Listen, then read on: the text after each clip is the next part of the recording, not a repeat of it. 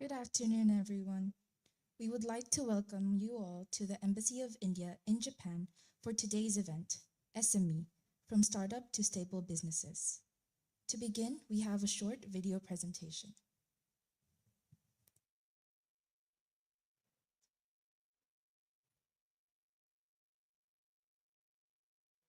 विश्व की अग्रणी अर्थव्यवस्था की ओर बढ़ रहे भारत की समृद्धि में सूक्ष्म, लघु और मध्यम उद्यमों यानी एमएसएमईज का महत्वपूर्ण योगदान है और इन उद्यमों को भारत सरकार का एमएसएमई मंत्रालय आर्थिक, तकनीकी और मार्केट लिंकेज जैसी सहायता प्रदान करता है। प्रधानमंत्री श्री नरेंद्र मोदी जी के विकसित भारत के विजन को साकार करने में अहम भूमिका निभाता है। हमारे लिए एमएसएमई का मतलब है maximum support to micro, small and medium enterprise. मंत्रालय के पास आपके व्यवसाय को बढ़ाने, नई मशीन और तकनीकी तथा कौशल विकास के लिए credit guarantee scheme, cluster development programme, PM Vishwakarma, PMEGP जैसे अनेक योजनाएं। अपने सपने को साकार करने और एमएसएमई मंत्रालय की विभिन्न योजनाओं का लाभ लेने के लिए आज ही उद्यम पंजीकरण करें, जो कि सरल और बिल्कुल मुफ्त है। हर एमएसएमई बनेगी अग्रणी, आधुनिक और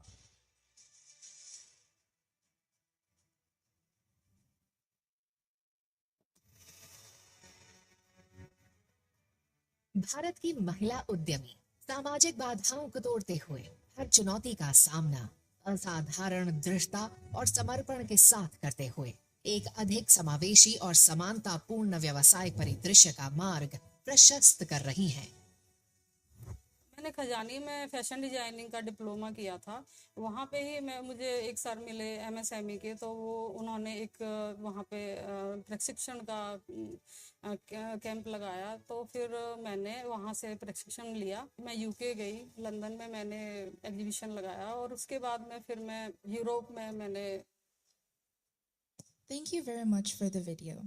Next, we'd like to invite Shri Madhusudan, CDA, Sharjah DFS, Embassy of India, Tokyo, to deliver the inaugural remarks.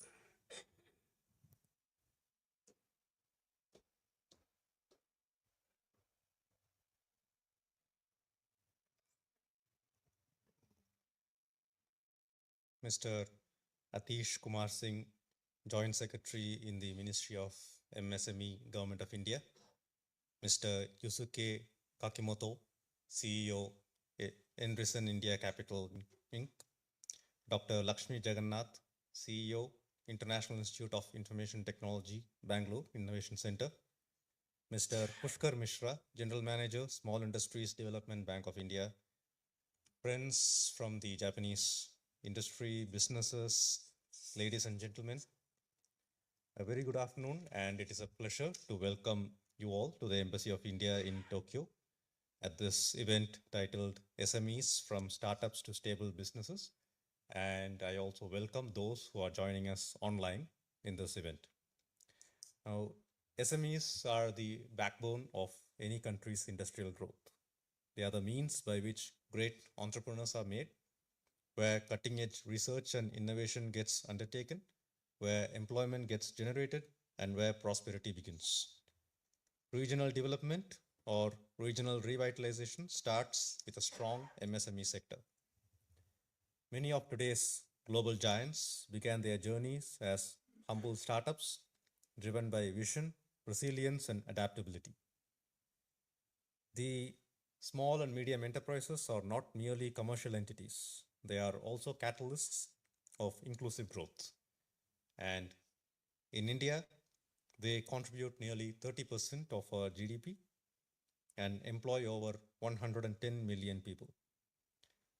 India, as you know, is one of the youngest countries in the world with a median age of less than 30. SMEs play an important role in harnessing this demographic dividend. Moreover, nearly 1/4 of the registered micro, small, and medium enterprises in India are led by women. More women are now venturing into diverse sectors such as technology, fashion, healthcare, and food. Recognizing the importance of this sector, the government has been attaching much focus on encouraging SMEs in India. Policies like the Micro, Small and Medium Enterprises Development Act, Startup India, initiatives like Digital India, Skill India, and so on have laid foundations for growth of entrepreneurs in India.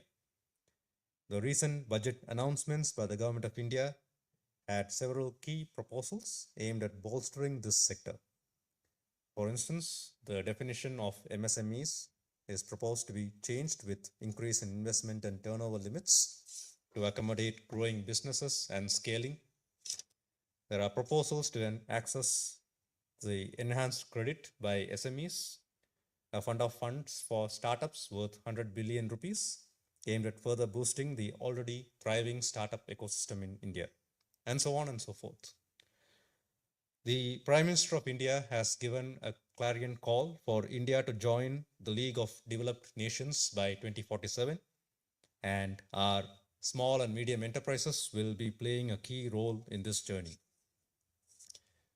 Friends, the SME sector in Japan accounts for more than 99% of all businesses and provide employment opportunity to nearly 70% of the total workforce here.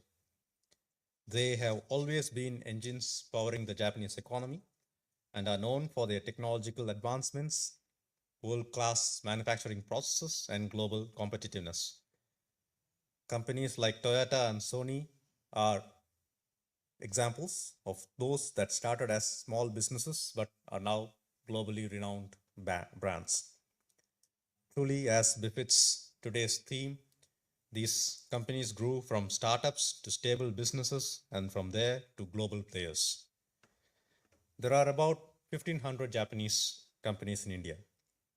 According to surveys by JETRO and the JBIC, year after year, an overwhelming majority of them express optimism about their growth prospects in India. They are confident of making profits in India year after year and are also looking at further expanding their operations in India. In fact, many of them are also planning to make India the hub for manufacturing and then to export and expand to other markets such as Africa and the Middle East.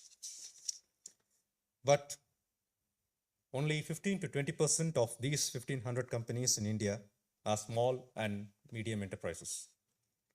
This figure is lopsided when compared to other markets in East and Southeast Asia, where small and medium enterprises account for 40 to 60% of the total Japanese presence in those countries. Now, this is an opportunity because these low numbers mean that there is still a huge potential for scaling up. There is a potential for a large number of Japanese SMEs to enter into the Indian market. There is demand in terms of growing Indian middle class.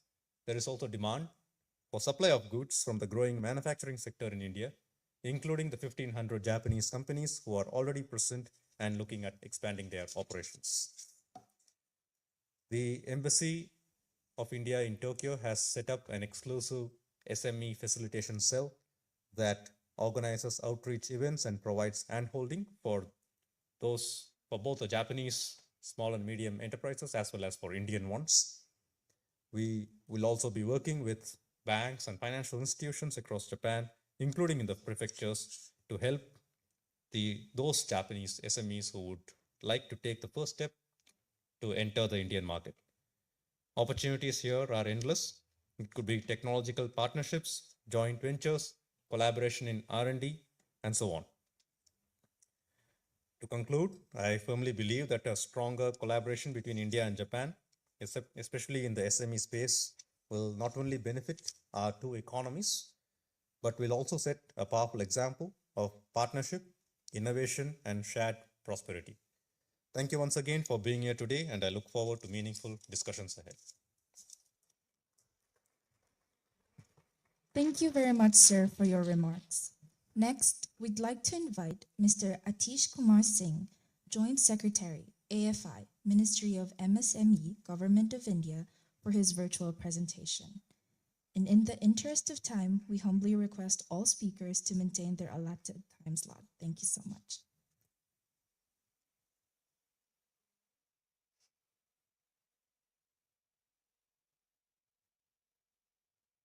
Okay. Good afternoon. Can you hear me? Am I audible? Okay, thank you very much. A very good afternoon to all participants and distinguished delegates who joined us online and who are physically available today on the call. And I want to begin by first, letting the House understand what exactly is the, micro, small, and medium enterprises, and what is the definition, we have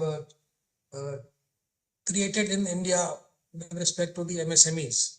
So in India, the MSMEs are defined, or classified by using two parameters.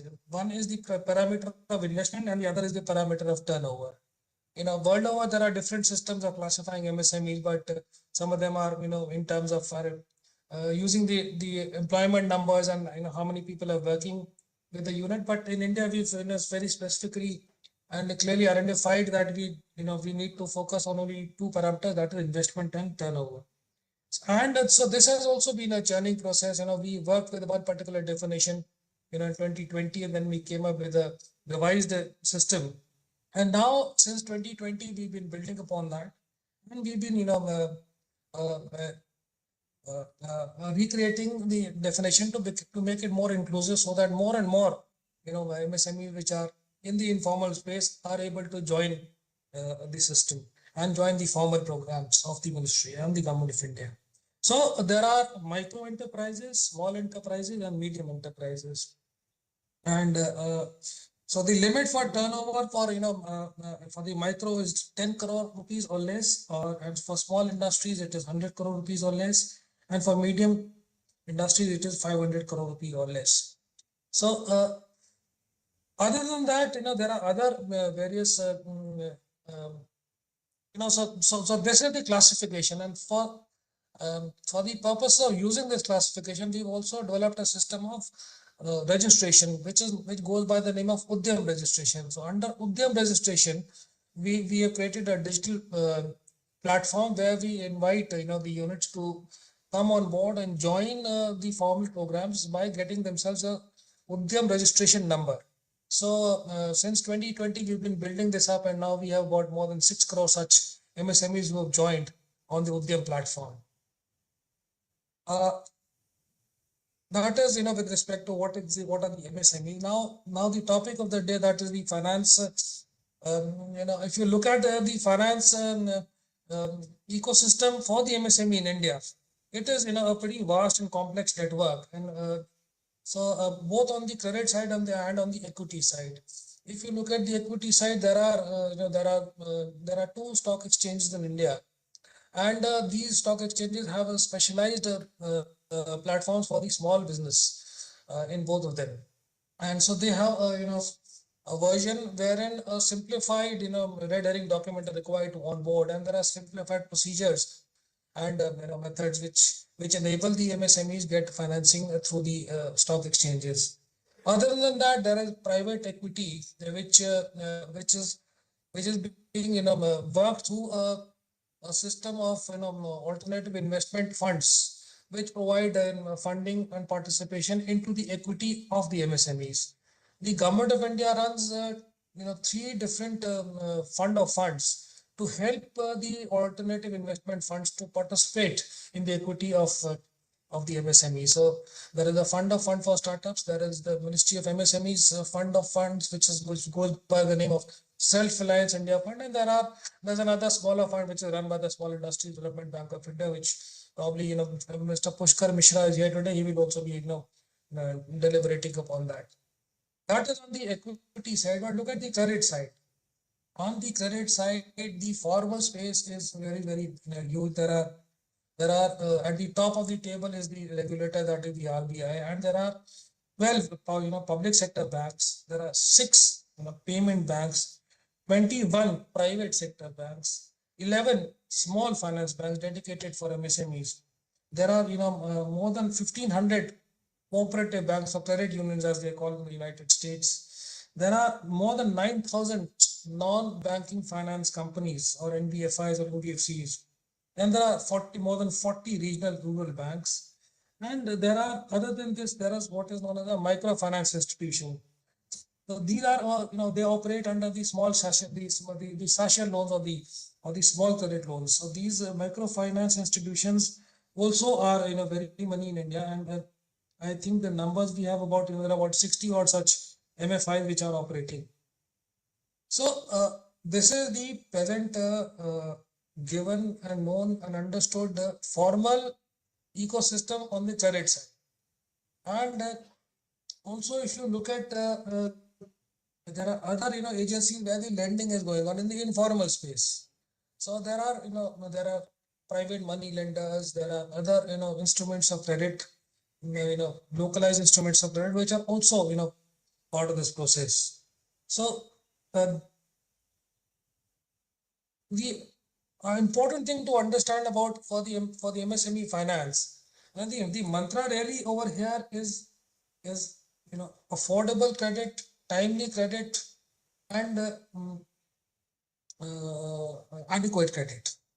So how do we get this to the MSMEs? That's where the problem lies. And at the center of the entire thing is the credit process. So the credit process is very important to consider, and which involves all elements of getting credit.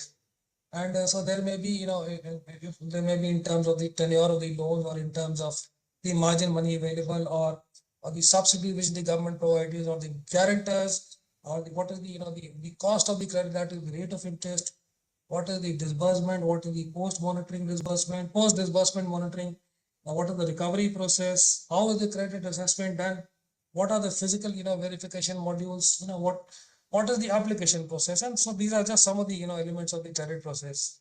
So it is important to understand that the credit process is the area from where everything will flow in terms of providing you timely, adequate, and affordable credit.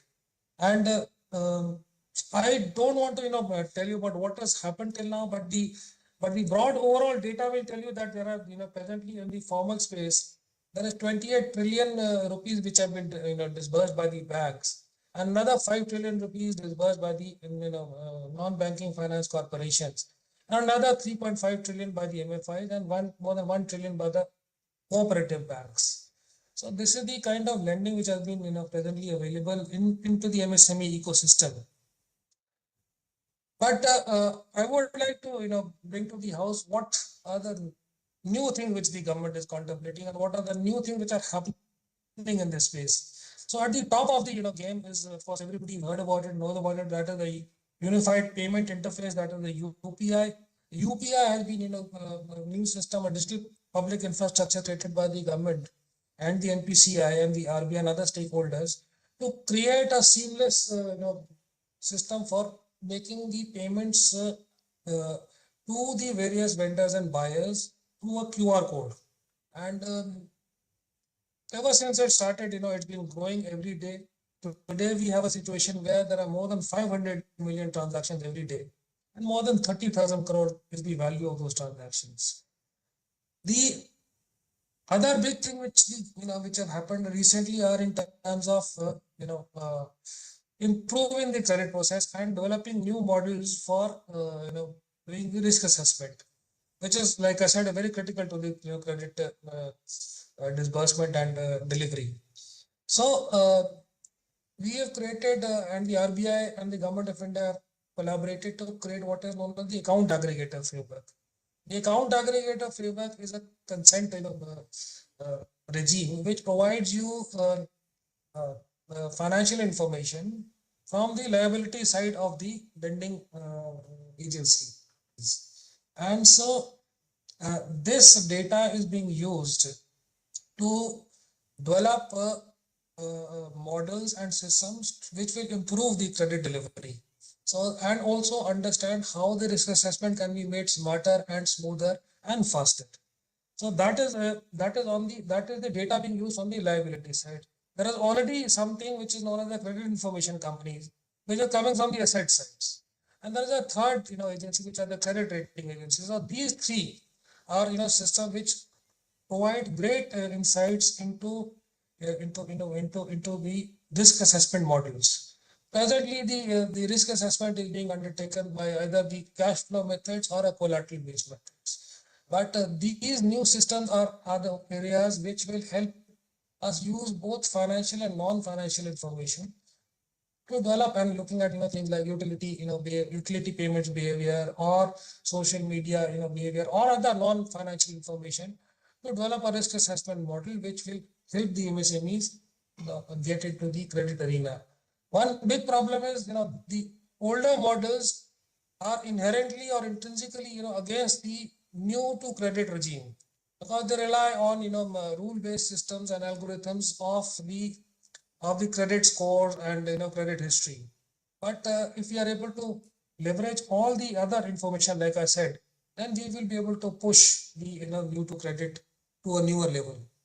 Another big thing which is happening in India is the OCEN, that is the Open Credit Enablement Network, which is also a protocol of sorts to onboard all lenders, borrowers, agents, recovery people who are in the collection process. So all of them are being brought together through a system of API, so that all this is leveraged to make the credit process simpler and faster.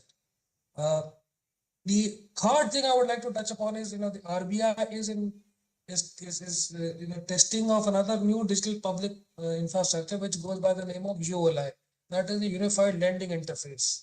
The Unified Lending Interface is also so quite similar to what is the UPI. It is you may think of it as a highway of sorts, wherein all the regulated entities of the RBI, that is the lenders, will come on together, and they will be able to, through a system of interoperability, will be able to provide different financial products. See, just to give you context, one big problem is there is a new system which we started as the co-lending model. That is, we collaborated between the banks, that is the scheduled commercial banks, and the NBFCs to come together.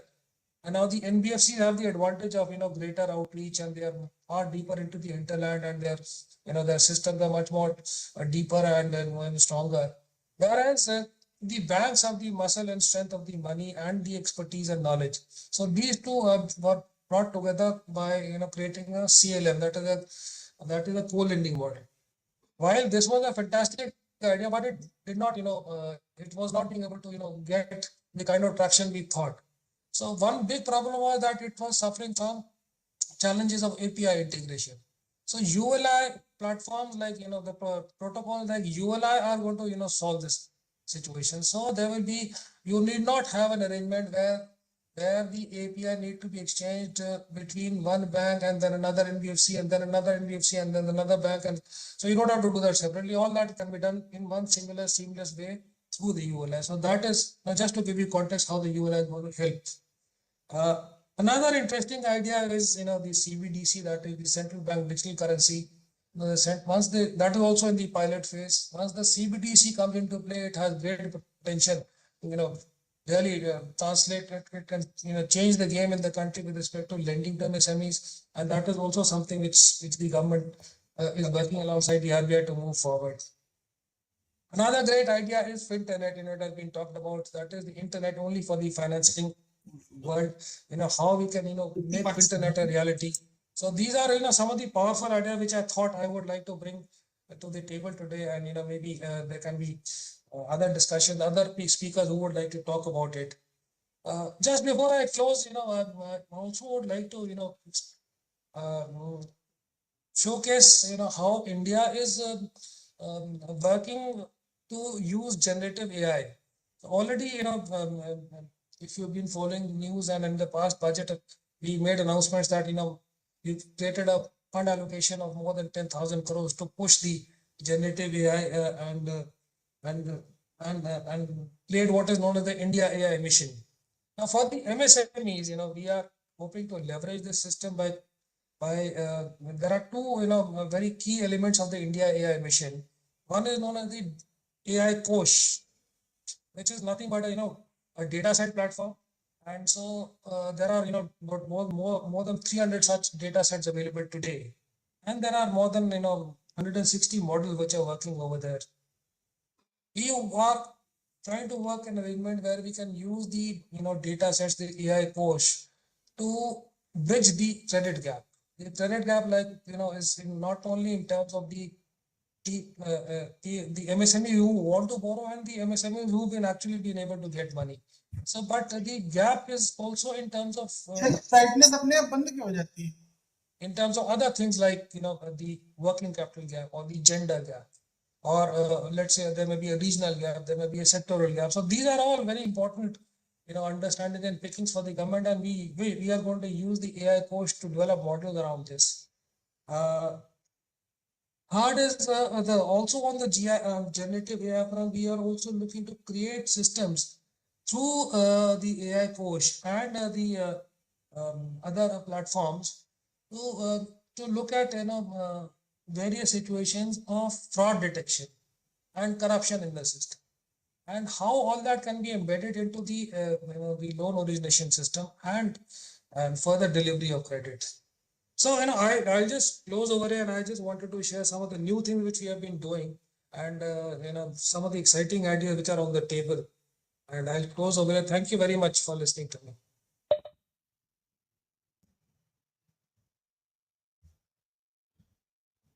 Thank you very much, sir, for your presentation.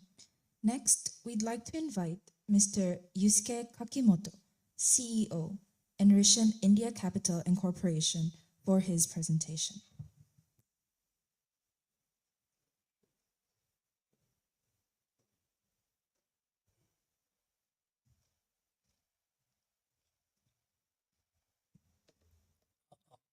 Yes, はじめまして、エンリーションインディアキャピタルの、で柿本と申します。柿本日本語で、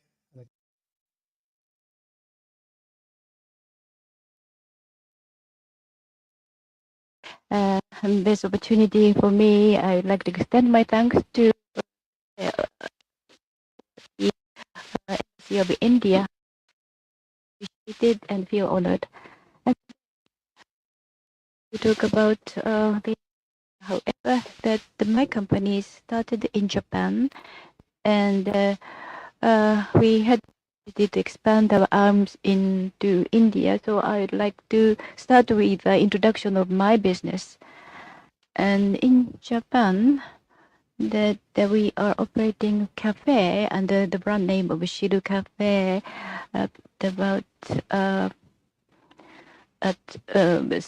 particularly at the colleges and universities, and in Kanto area, the two cafe in University of Tokyo, one in Hitotsubashi, and in Kansai, that our cafes are being operated at the 4 universities and the Hiroshima and the cafe at the University of Okayama is going to be opened very soon. But this is not an usual cafe. Our business model is to do matching between students, college students, and the companies. So the right-hand side is college students, and on the right-hand side, companies, and we stood in between. So the students are able to use our cafe for free.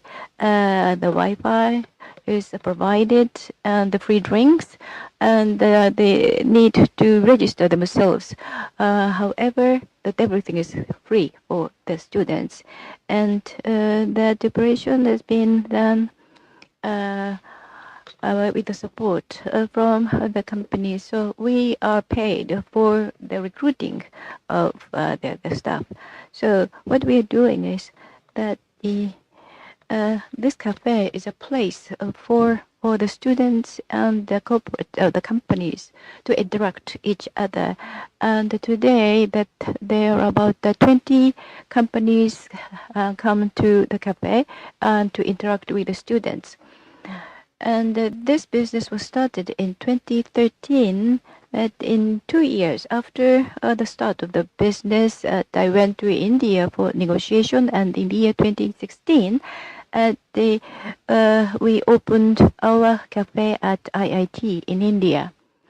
And the trigger for that was that because the limited number of the universities in Japan, from the early stage that I was thinking about expanding the business globally, and then the most promising and the very capable students who could be found at the IIT. So, without any connections, I directly contacted to the president of the university and started the negotiation, and we opened that the concept, the business model is an extension of what we are doing. So that providing an opportunity of matching between the students of Indian students and the Japanese companies. However, because of the COVID, that Indian students were not able to come to Japan.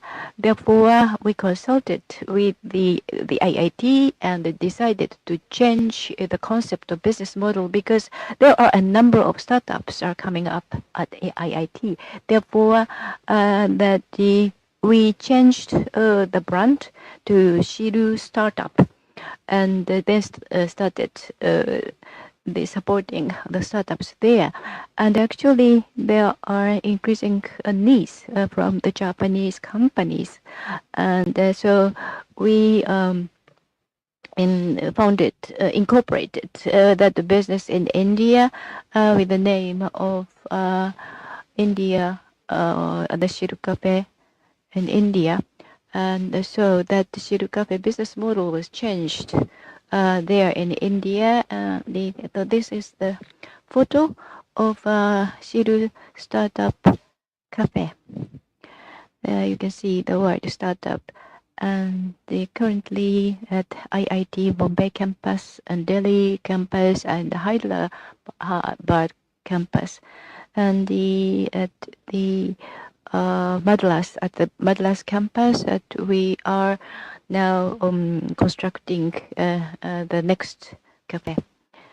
And we have a local subsidiary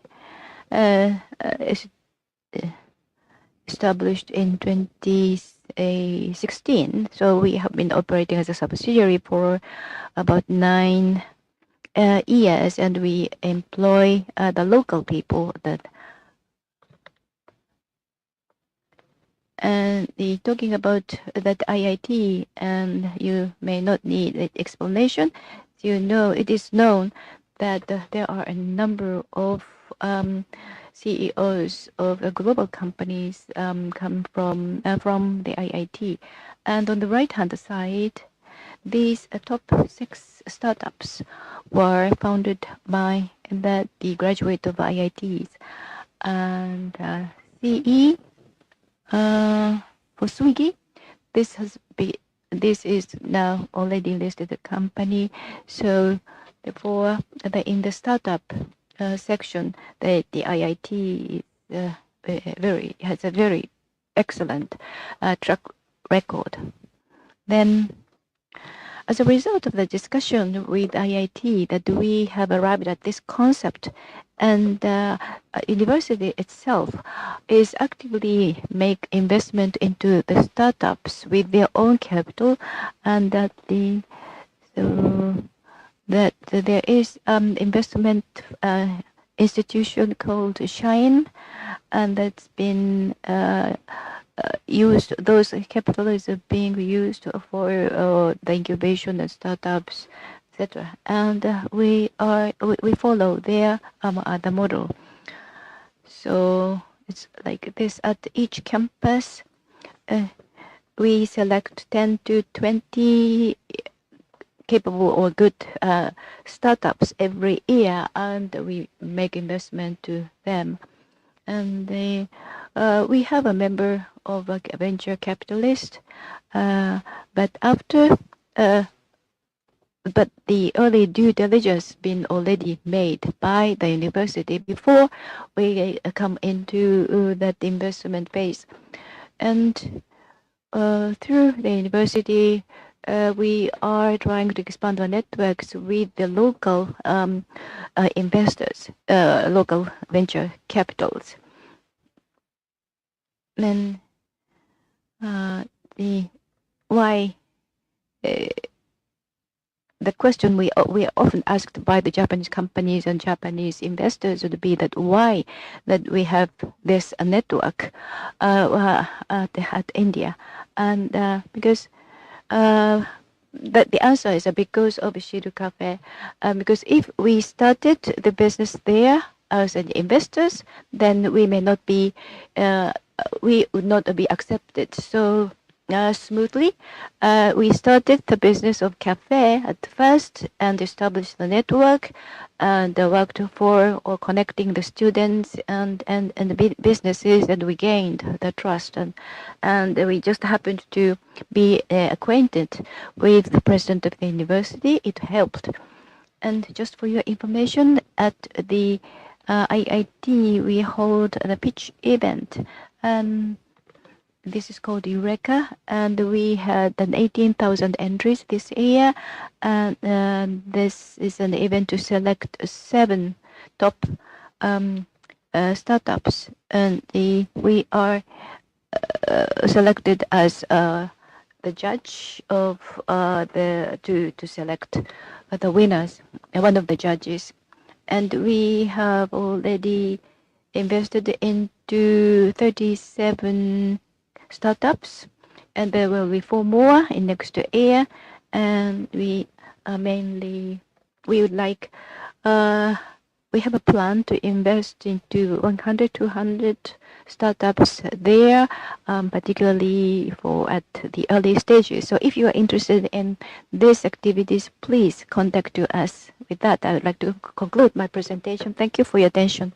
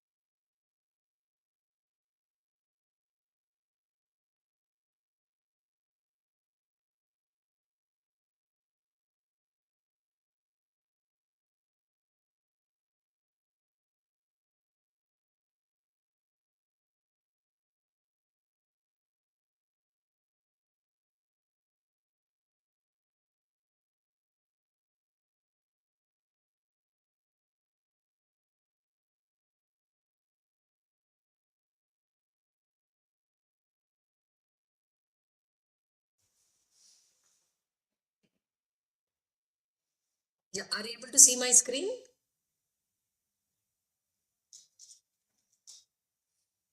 Pardon? Hello? Yeah, yeah, sure. Yeah, I have 10 minutes for the presentation, right?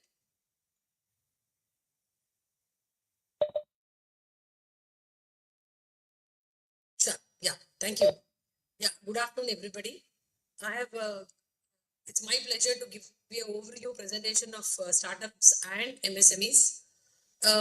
Brief background of myself, see, I've been in the startup incubation ecosystem for close to 2 decades now. And I'm personally of the opinion that MSMEs and startups are both entrepreneurs, and I would say 2 sides of the same coin. So I've always been thinking that there should be a lot more opportunities for MSMEs and startups to synergize. And today, one slide of what I'm presenting is about what are the various opportunities where the MSMEs and startups could synergize. Quick background about MSMEs in India. MSMEs predominantly contribute to close to 30 to 35% of the Indian GDP, especially in the manufacturing sector. Manufacturing, and now there are a lot more MSME entrepreneurs who are there in the services and trading as well. So they contribute almost 1/3 of Indian GDP is from the MSME sector. And startups, I think, last close to more than 2 decades, this whole startup revolution is starting in India. But having said that, since both are entrepreneurs, I wanted to use this opportunity to little deep dive into how MSMEs and startups could synergize and what are the opportunities. Now, specifically, I have used the symbol of yin yang because to symbolize that there is a huge opportunity between MSMEs and startups to collaborate. Essentially, if you see MSME, I'll maybe start with the MSME sector first. MSME sectors typically have been organizations, businesses, which have been family owned, and more than, I think, 40 to 50% of the MSMEs in India are in manufacturing. So essentially, they know the nuts and bolts of a manufacturing business, right from sourcing raw materials, process refinement, process fine tuning, distribution, dealer network, and a whole lot of other things. And they have a very good understanding of existing markets, because they are essentially people who are hands-on in terms of running the business. So the business acumen is also very, very sharp in terms of how to successfully scale businesses, extent of profit margin, things like that. So operationally, in terms of starting a business to operationalizing it on the ground and scaling it up, MSMEs bring a lot of traditional expertise because it's been passed on usually by generations in the same family. And they also have a very strong bondage within the MSME fraternity. Like, for example, I think there are multiple special purpose clusters which are designed for MSMEs in a specific sector. For example, Bangalore has a specific MSME sector for special purpose machine manufacturers. So when there are these clusters which are formed, so it enables them to understand from each other what are the common problems, what are the solutions, and what are the strategy they use for survival. So on ground understanding of MSMEs is phenomenal. And most of the MSMEs, the way they build the businesses, they start small, bootstrap, put in their own money to scale up. Most of them raise money from, I would say, conventional sources like banks, either as a loan or a long-term investment. Sometimes they also raise money for their working capital and things like that. So essentially, the source of funding for MSMEs predominantly is on the traditional routes of funding. And most of the MSMEs have a very, very realistic target, having known and run businesses for a long period of time. I think last 20 years with the automotive industry really scaling up, the early, I would say in the late 90s when Ford, Hyundai, multiple these automotive companies came into India. Initially, even before them was Suzuki, which had a very strong presence in India with Maruti. I think the OEM connect and the tierization in OEM, right, from tier 1, tier 2, tier 3 suppliers has become phenomenal. So the very well established network of manufacturers and the tierization happening in the OEM sector. So that way, I think the very well-to-do MSME companies in India, either the tier 2 or sometimes many of them are even tier 1 suppliers for the OEM. So they enjoy very good OEM connects. And over a period of time, I think I must be candid in saying MSMEs have understood the, I would say, art of sustaining, surviving, and scaling up the business. So this is one part. If you see the startup sector, which has emerged very strongly in India last, I would say 15, 20 years, especially startups, most of them are looking at disruptive market, bringing in disruptive technology, very strongly IP driven, and which will disrupt existing markets. Sometimes many of them will also create new markets, right? Before mine, the previous speaker was talking about some of the startups who have come out of IITs in India. She's also mentioning about Ola. She's also mentioning about Zomato and all of them. I think today the entire, I would say, local hyper e-commerce is emerging as a industry vertical by itself. So many of these startups bring in technology in such a way that they're so disruptive that they create an industry vertical by itself. And startups are definitely very agile, very fast to move, and they come in with a very strong innovation bent of mind. And compared to the MSME sector, they are digitally very, very savvy, and they build technologies, both hardware and software, to solve existing problems and bringing digital solutions so that the scaling up becomes very fast. Most of these startups start with a 1 or 2 member team, then they grow pretty much organic.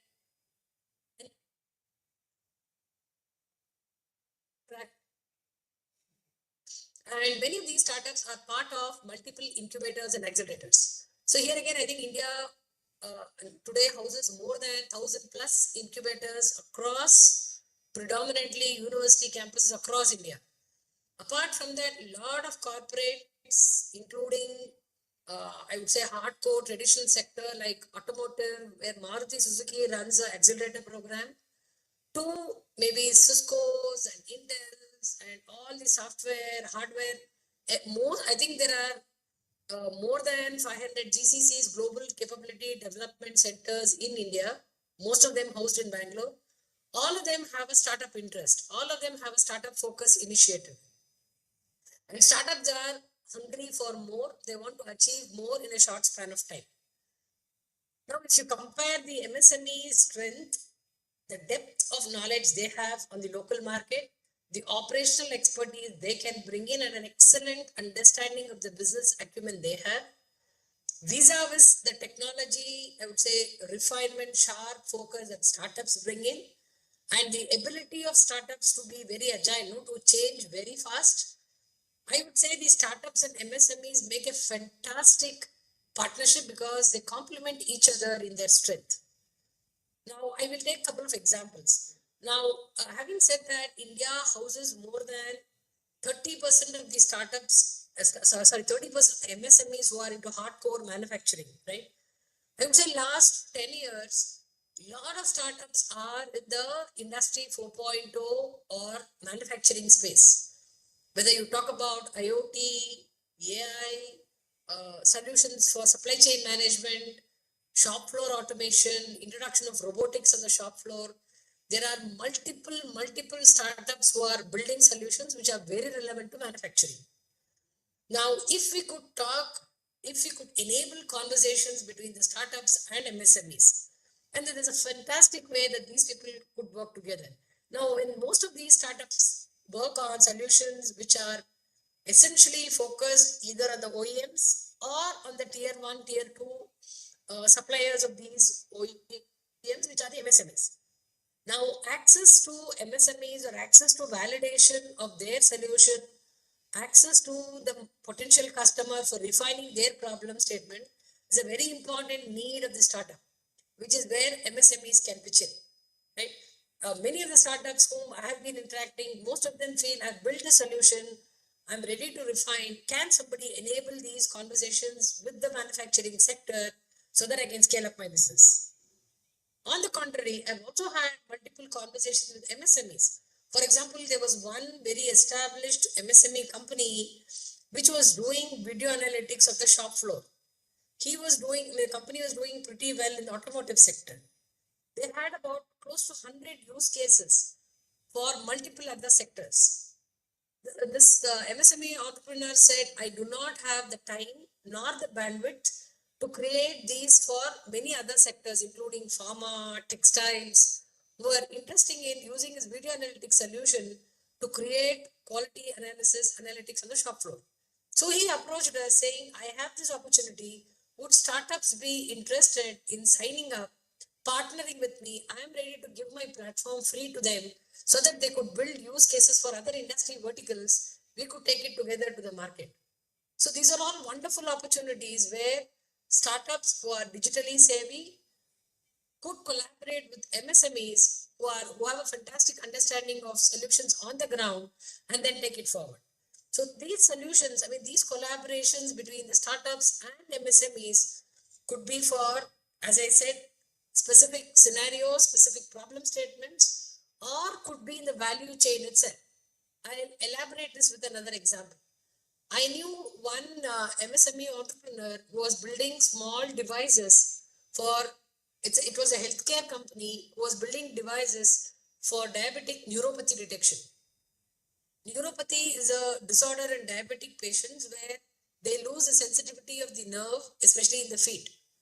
So this solution, the device, the handheld IoT device that this MSME was building, so that it could be sensed and moved across on the feet of the diabetic patients to find out how much of the nerves are damaged.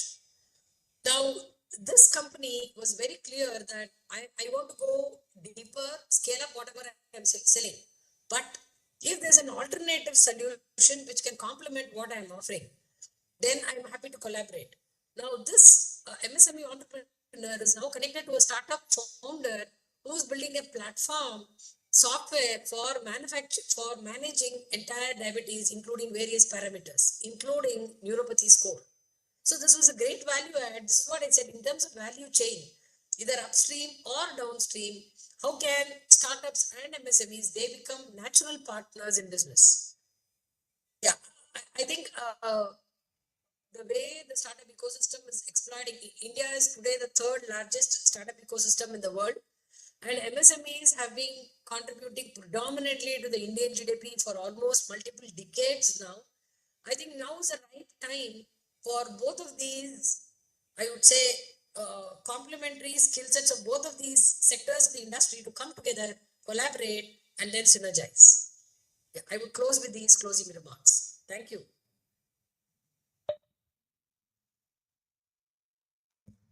Thank you very much, ma'am, for your presentation.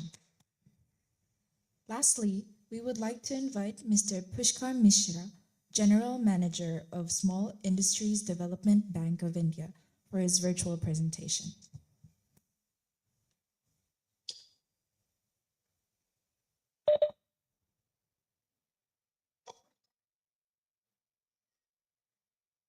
Am I audible? Yeah. Good afternoon to all of you, and thank you for giving this opportunity. I will share my presentation. Please let me know if it is visible and you can hear. It is visible.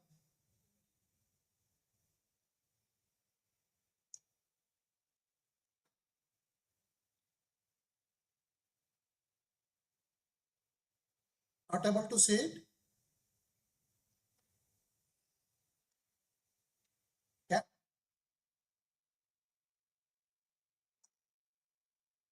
Just a minute.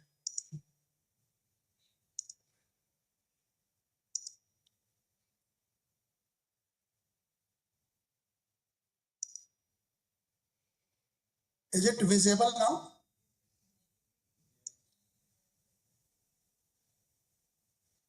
Yeah. Good afternoon to all of you. I will give you a brief. Already my job has been made easy by Mr. Atish Singh and Lakshmi ma'am. They have already elaborated the SME, MSME landscape in India and how the incubation or the startups are doing or changing the MSME landscape. So I will cover the other aspects, how SIDBI is looking after these aspects and how SIDBI is helping the MSMEs or the startups in building their business. So I will talk briefly about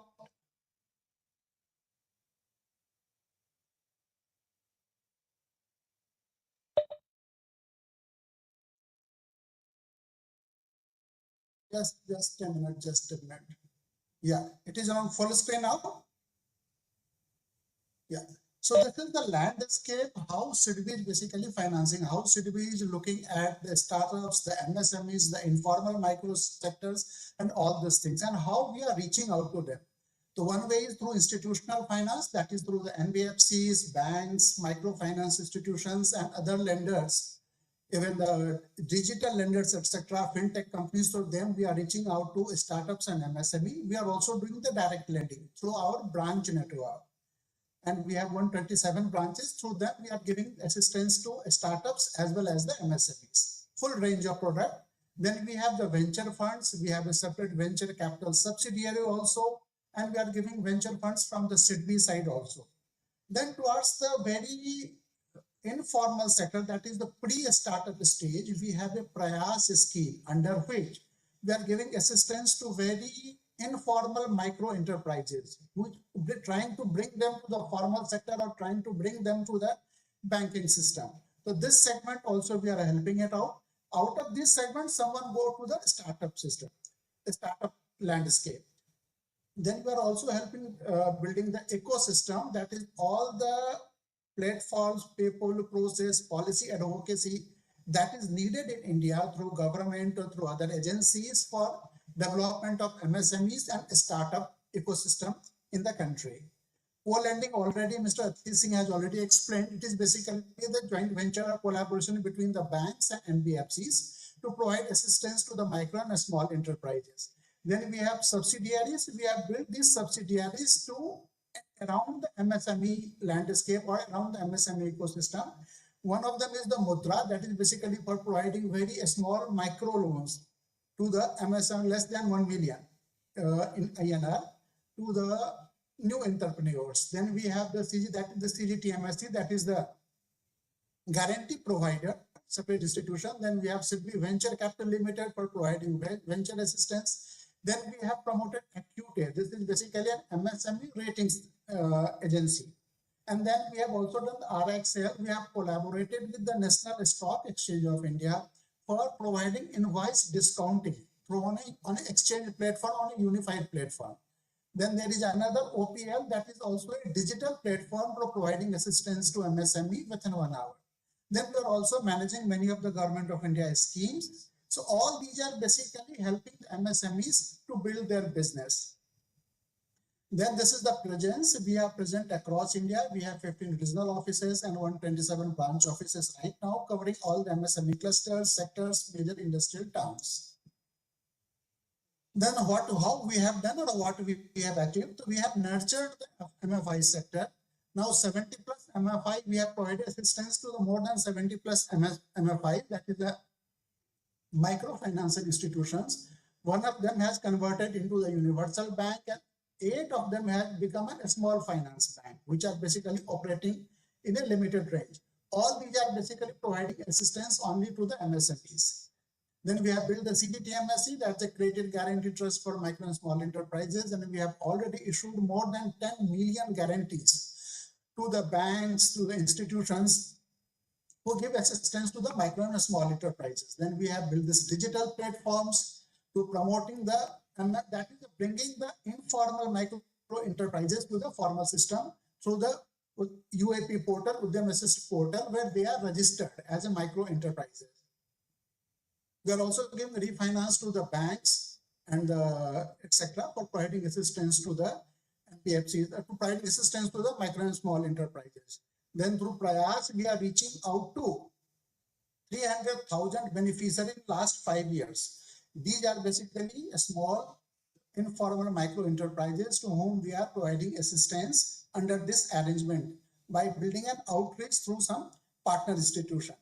We have also taken up cluster interventions and provided benefits to the many of the MSMEs who are working in traditional clusters across India. Then through our branch network, we are giving assistance to the MSMEs. We have built many new products which are basically cash-based rather than the collateral-based, based on the cash flow of the enterprise. And many new areas we have entered into. Then through venture finance, we have already created 22, now it is 23 unicorns, which we have created, provide assistance. There are almost 2,000 startups to whom we have provided assistance and assisted more than 150 all India finances, investment finance institutions, etc. Then we are also working in the green and sustainable finance through many agencies, etc. for promoting green lending, green energy, energy efficiency, machines, etc. in the MSME sector to help them build their greener manufacturing setup. This is about the portfolio which the bank has built over a period of time, and we have almost very limited NPA, gross NPA is much lower, and we don't have any net NPA. We have a very robust underwriting process, etc. and the partner selections wherever we are working with the partners.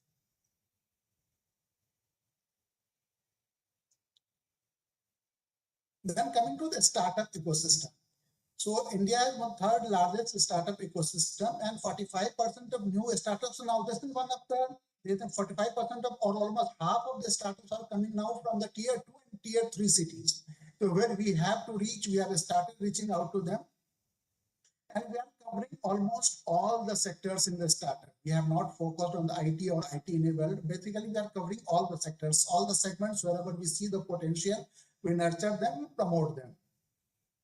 So almost 140,000.14 million DPI telecom startups are there in India as of now. Many of these startups are now started focusing on AI, robotics, biotechs, and transforming India's startup ecosystem, particularly EV, mobility, etc., and all those type of things. And they have started generating and they have attracted investment of almost 850 million US dollar. And they have created more than 1.5 million jobs. In these startups have provided jobs to the, particularly to the skilled, educated engineering graduates or postgraduates or the biotech graduates, etc. And they are expected to contribute almost 1 trillion to the Indian economy by the 2030.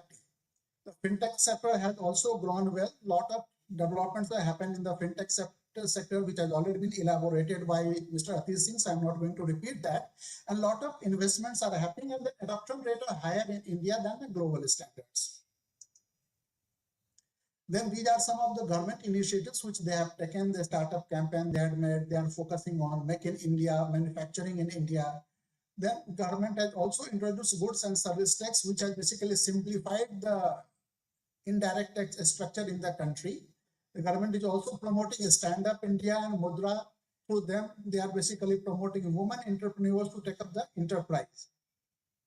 And the government has also created a fund of funds for a startup with $100 billion already approved by the cabinet, and this is being managed by the SIDBI. And we are routing it through AIFs to help MSMEs or to the new startups take up their venture. This is the foreign investments are also happening, private foreign investments, and that is India is attracting a lot of foreign private investments in the startup ecosystem, as we have become the third largest startup ecosystem in the world. And these investments are coming from the multiple countries. Then this is the rise up here, how the startups are present. As the Lakshmi ma'am has already told, incubators have played a great role in accelerating the startups. We have tied up with IITs and IIMs for promoting incubation and even thinking of taking some investment in these incubators directly or through AIFs. So these incubators have done a good job for promoting a startup system in India. Then we have also created networking platforms to foster collaboration, knowledge sharing. Even the IITs have done it, IIMs have done it, and we are also working up with many angel funds to collaborate them, to mentor those new startups, etc. Government policies have also been favorable as they are promoting the startups in the India by giving some concessions either in the definition or the tax regime, etc., all those type of things. Now, digital entrepreneurship is another area which has got a lot of boost and lot of investments are happening, lot of startups are coming, and lot of startups have successfully made foray into the digital entrepreneurship through the mobile app based or the web app based service providers. These people are. They are also providing funding to these incubators, which has been created by the IITs and IIMs. And when these startups grow, we help them in the second stage or third stage or the funding, or even helping them to grow as a big entity. Then these are the drivers, how the startups have driven in India during last 1 decade. So many schemes have been promoted by the private sectors or corporate entities as well as the government of India, which give assistance to many of the startups, etc., in a particular segment or particular sector. So we have already mentioned Goldman Sachs has, then there is the Microsoft, Facebook has also come out with, and they are giving some grant support to the startups. Then government of India support is also there. And we have multiplied all these schemes to provide them growth capital as well as the loan assistance. Now all the states have startup policies, and all the states have in India their own fund of funds for promoting a startup. This is the funding. What we say is SIDBI is present across the life cycle of the startups or MSMEs. So we are basically focusing in the segment that is the initial stage of seed stage funding, where SIDBI through incubators, through initial assistance from seed stage to up to the earliest stage. SIDBI is giving all the assistance either directly or through AIFs or through our network of institutions to help the startups generally, because this seed stage and early stage startup that does not generate much interest from the venture capitalists. So we provide assistance at this stage. After nurturing, after nurturing, we are taking it to the next stage where we exit and we bring in the new venture capital funds or PE funds, etc., to provide them assistance, and we continue with the normal loaning, that the term loan assistance, etc., so that these startups grow and become a full-fledged business entrepreneurs. We have already successfully created more than 100 startups which have become the unicorns, etc., and we have exited from them, and now they are continuing their business over a period of time. Then this is what we are talking about. The Prayas scheme, this is basically pre-startup stage. This is basically providing assistance to very small, informal entrepreneurs who are working from their home or from their one single man shop, etc., and providing them small loans, say 10,000 rupees or 50,000 rupees or less than 100,000 rupees, etc. These entrepreneurs need. They are not part of the banking system. We try to bring them into the banking system by reaching out to them through our network of agencies and providing them assistance at a reasonable rate, so that they don't need to go to the money lenders and being charged much higher rate of interest, etc. So this is the segment we are giving a lot of focus to build there, to help them build and bring them to the formal lending system.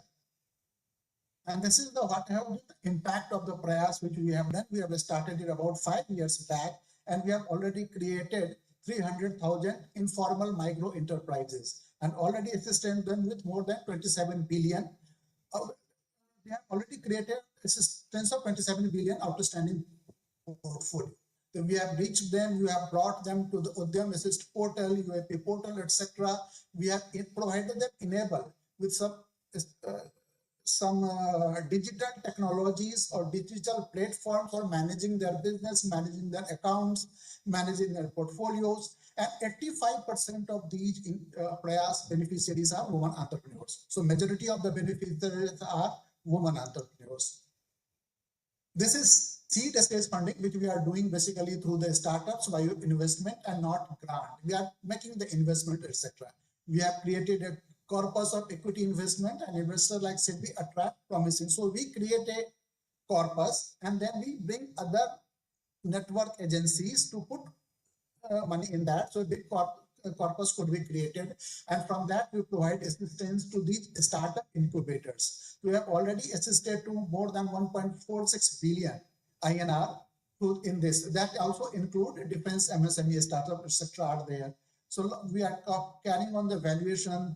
Lot of them have gained, and already in the pipelines more such seed stage fundings are coming through the incubators. In fact, we want to scale it up, and we want to take it to the more and more engineering colleges and the MBA institutes to promote this incubator system and provide them with seed stage funding.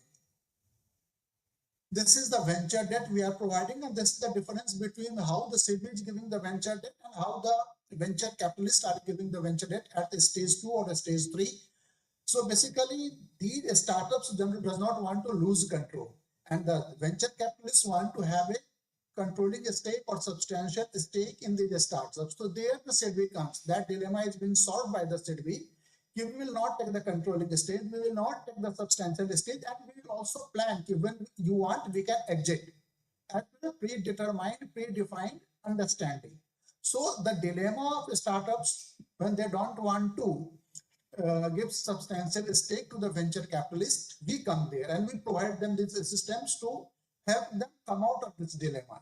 So that has been appreciated by many startups, and many startups are coming to SIDBI for providing this venture debt offering to them. And this could be in multiple forms. It could be mezzanine. We can also provide venture debt with a regular term loan, etc. also to supplement each other.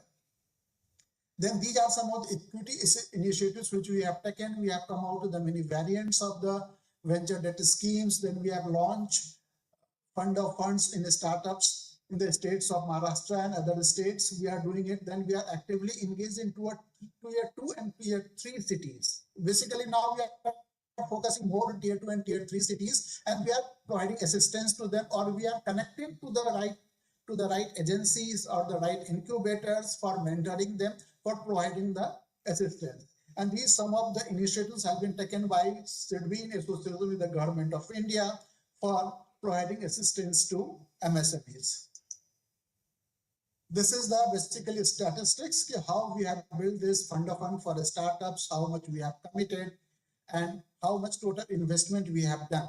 So 21 billion we have already investment in 176 startups in tier 2 and tier 3 centers.